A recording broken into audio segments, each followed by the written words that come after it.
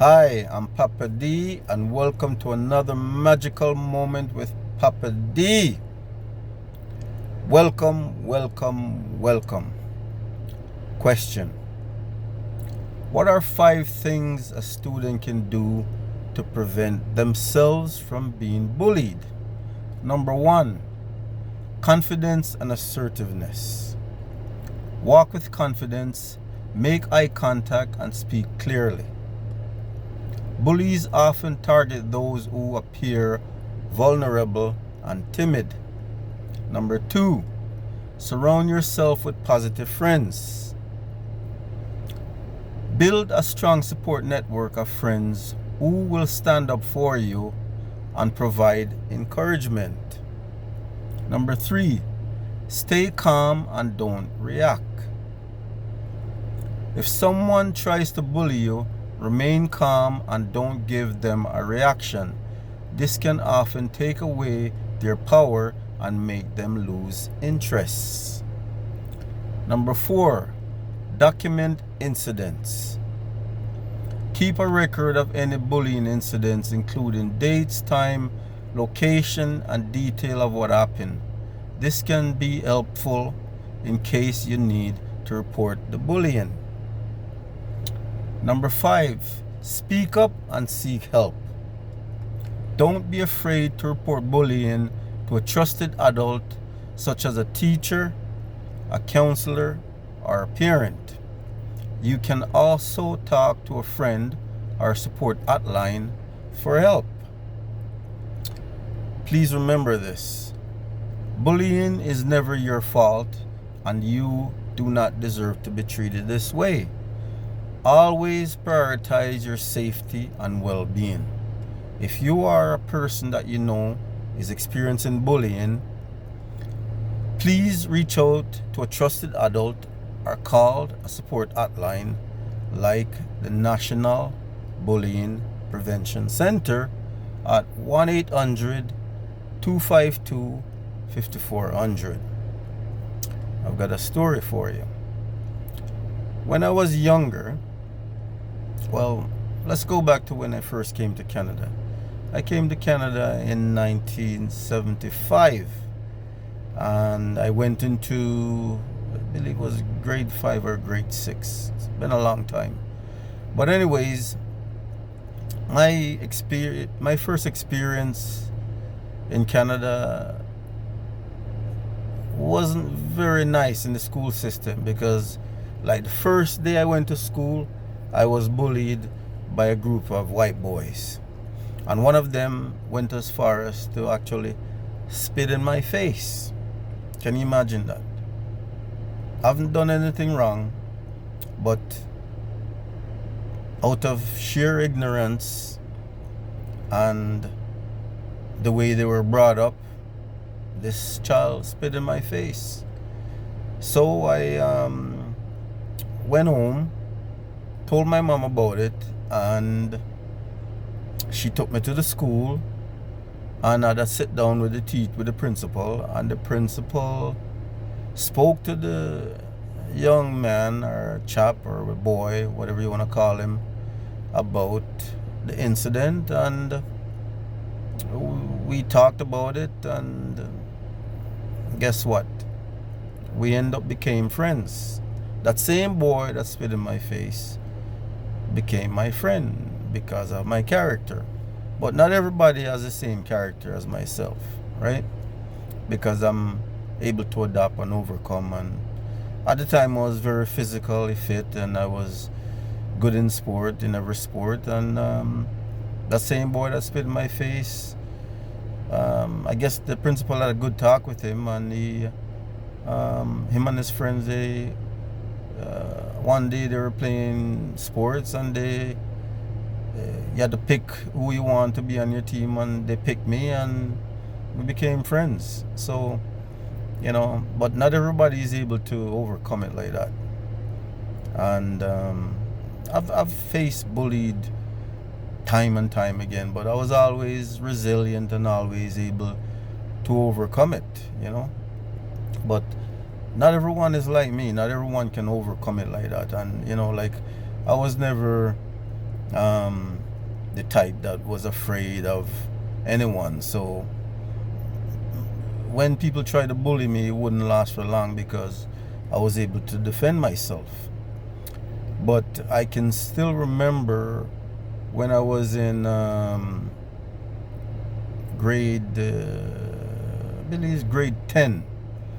I had a friend of mine. He was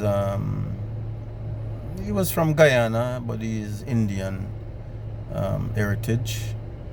And at that time in the early, like late 70s, you know, early to mid 80s, things were pretty bad in Toronto, in Canada.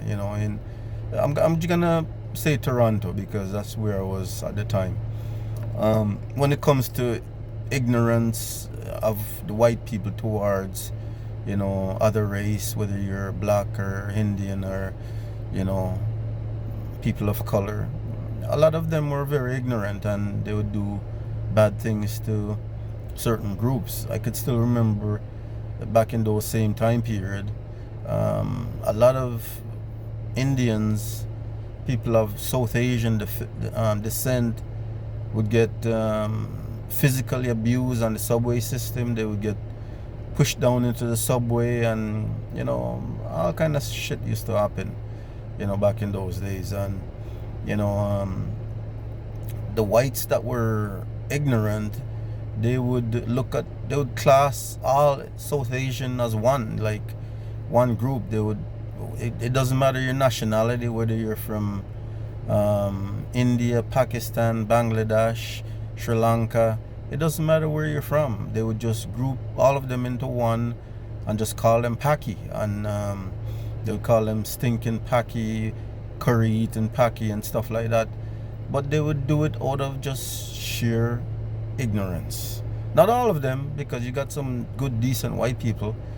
But there was a few that was, like they said, in every bunch of apples, there's always one rotten one, So you got good and bad in every bunch. You got good black people, you got bad black people. You got good white people, you got bad white people. You got good Indian people, you got bad Indian people.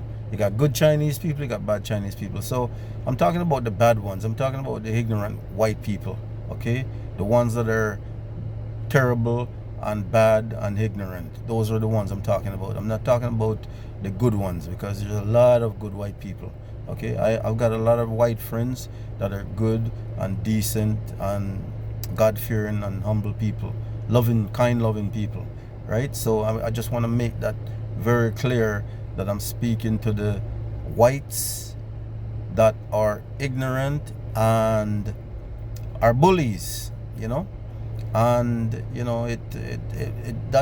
it went as far as that same friend I'm talking about in high school, in grade 10. A group of white guys surrounded him and they wanted to beat the shit out of him. And during those time, back in the 80s, I used to be into martial arts, kung fu, Shaolin Temple kung fu, and I used to have I made my own nunchucks, with part of it 2 pieces of stick with a chain in the middle, and I had one of those in my locker. And man, they chased my friend and end up in front of my locker, right? And my locker was open, and I took out my nunchucks and I just give them some Bruce Lee style, like not with the nunchucks. Man, they were scared like shit.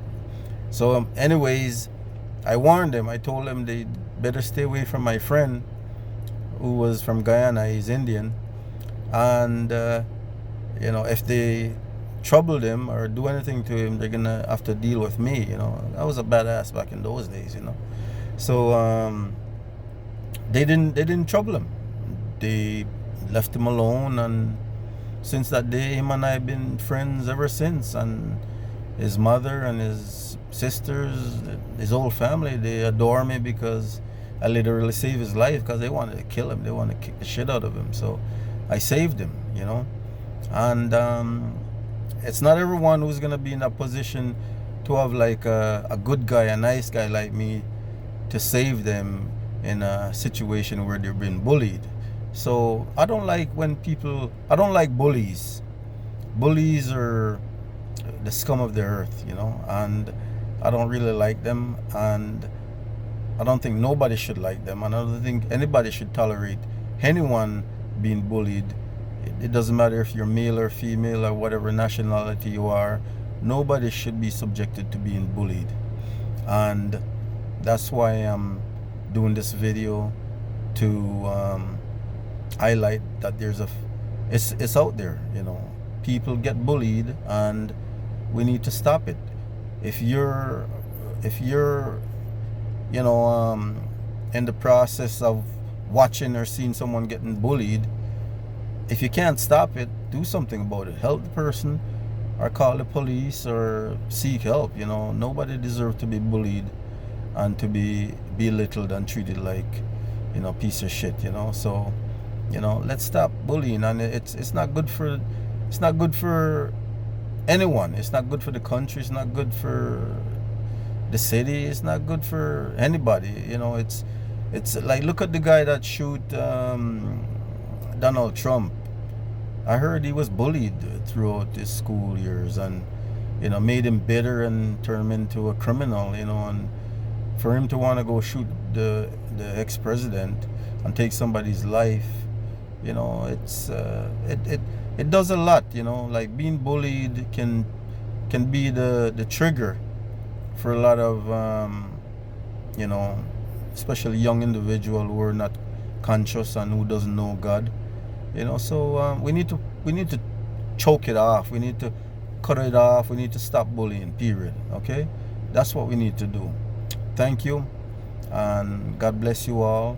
Don't forget to like, share, and subscribe this video, and I'll be very thankful to you. God bless you. One love.